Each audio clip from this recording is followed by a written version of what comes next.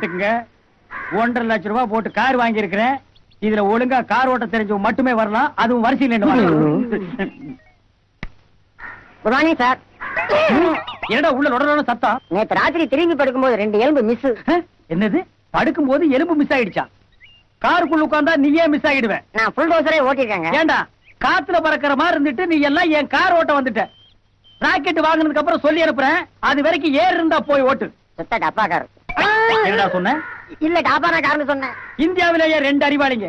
ஒன்னு ஜிடி நாயுடு, இன்னொன்னு இந்த தர்மடி தர்மலிங்கம். ஏண்டா பாதி எரிஞ்ச தலையா?